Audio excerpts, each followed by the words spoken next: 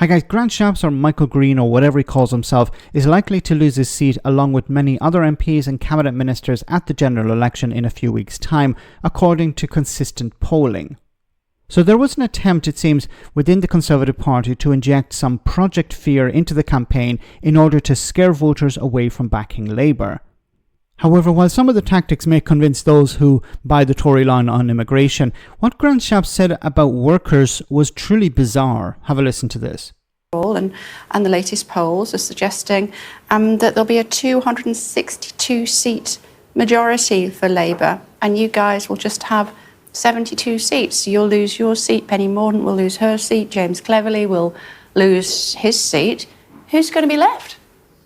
Well, look, I don't believe those polls are accurate. Based on my own canvassing, so knocking on doors and talking to people, I think there are a large number of people who are saying still that they're undecided. But as they start to focus in on, well, what would Starmer government do? What would it do if it had a large majority? Well, I already talked about the taxes that they'll raise. I won't go on about that again.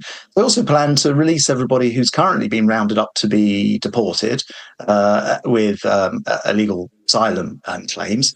So we know that there's no great desire to resolve that problem. We know they'll introduce French-style labour laws, which means that unemployment will go up, as it has in every single Labour government in the history of this country.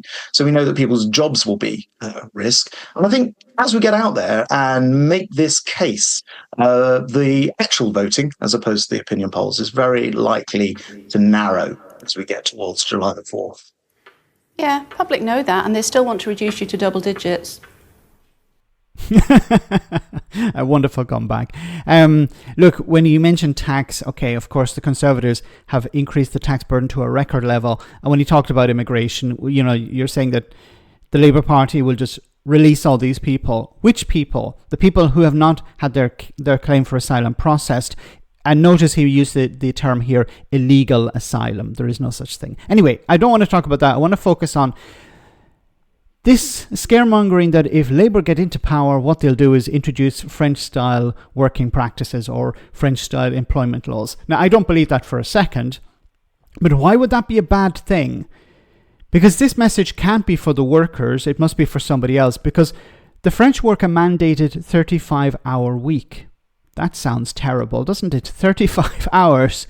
The average gross salary in France is higher than it is in the United Kingdom.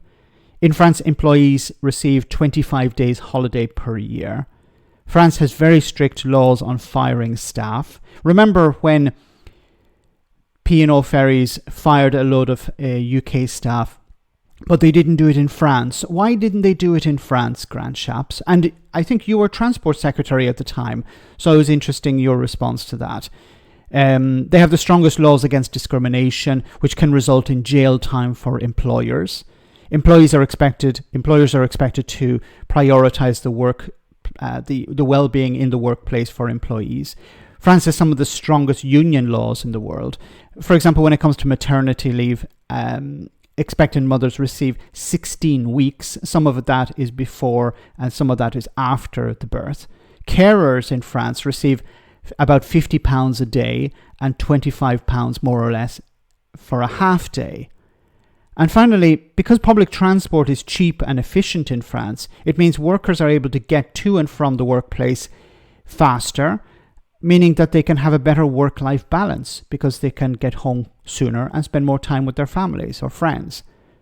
So when Grant Shapps is talking about France and how Labour would introduce French-style working practices or French legislation for employees, well, maybe he should shut up. Let me know in the comment section, guys, what you think. As always, your comments are greatly appreciated. Thanks a lot.